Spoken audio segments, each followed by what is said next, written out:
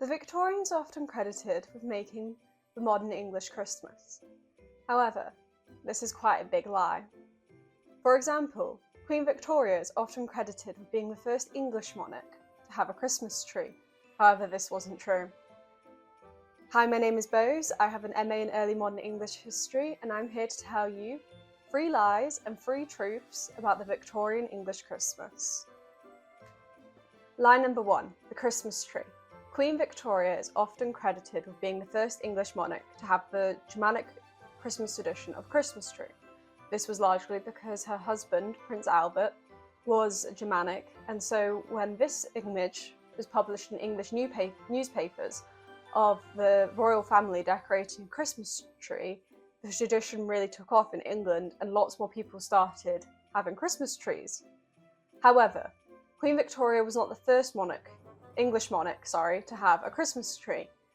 In fact, over 40 years earlier in 1800, when King George III and Queen Charlotte were wed, for their first Christmas, the Germanic Queen Charlotte had a Christmas tree put up in the Queen's Lodge in Windsor and decorated. So yes, this image of Queen Victoria and her family might have popularised the idea of a Christmas tree in England. Queen Victoria was not the first monarch to have a Christmas tree. Lie number 2, the Christmas pudding. People often credit the Victorians with the association of plum pudding with Christmas pudding. However, did you know that the initial recipe for Christmas pudding goes back to as far as the 14th century? Although back then it was more of a broth type meal, which was called plum pottage. Recipes for plum pottage have evolved over the centuries until the Georgian era, when it started to become made in like a sack, like a sausage, and it took on a firmer form and more recognisable as our Christmas pudding today. And it was actually the Georgians and not the Victorians who began our association of plum pudding with Christmas. This was because before then, plum pudding or plum pottage was just kind of considered a wintertime food, because it could be easily made in the winter made from dried fruits and spices. Then the Georgians began this association of plum pottage with Christmas. Here on screen is a Georgian recipe for plum pottage in case you're interested. Therefore, it is another lie that the Victorians began their association of plum pudding with Christmas. It was actually the Georgians. Now let's move on to some Christmas traditions that the Victorians did introduce to England. Truth number 1, the Christmas card. The tradition of sending Christmas cards is undeniably Victorian, and this was largely due to the fact that in 1840 something called the penny post was introduced, which meant that the sender of the card only had to pay a penny of postage, whereas before both sender and receiver would have had to pay to receive post.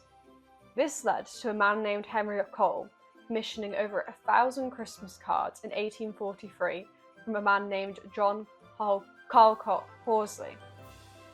These 1,000 Christmas cards were sold at $1 a piece and were quickly sold out. And also coincidentally, they actually went on sale the same week as The Christmas Carol by Charles Dickens. Over the Victorian era, the practice of sending Christmas cards steadily took off, and it went from something that was mainly an upper class tradition to something done by lots more people, and by the 20th century, everyone was sending Christmas cards.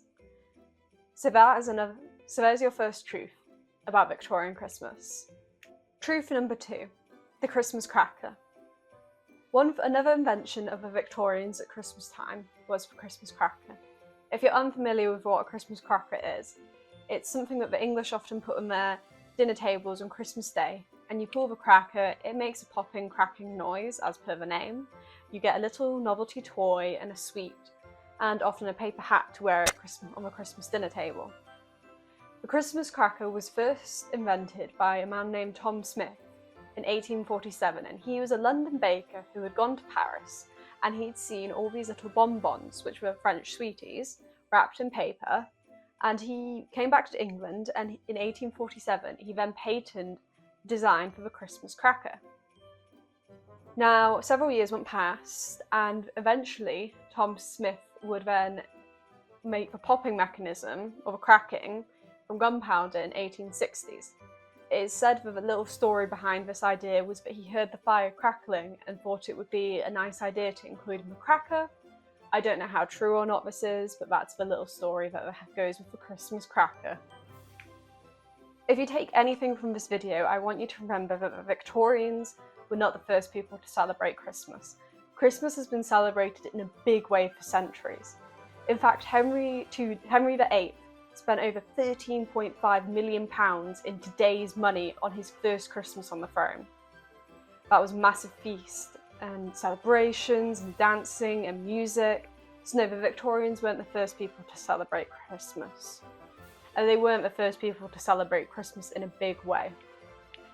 If you want to learn some more really random Christmas historical facts, make sure you check out my playlist on the weird history of Christmas. Thanks all for watching, and I'll see you all in the new year from some more really random, really weird historical facts.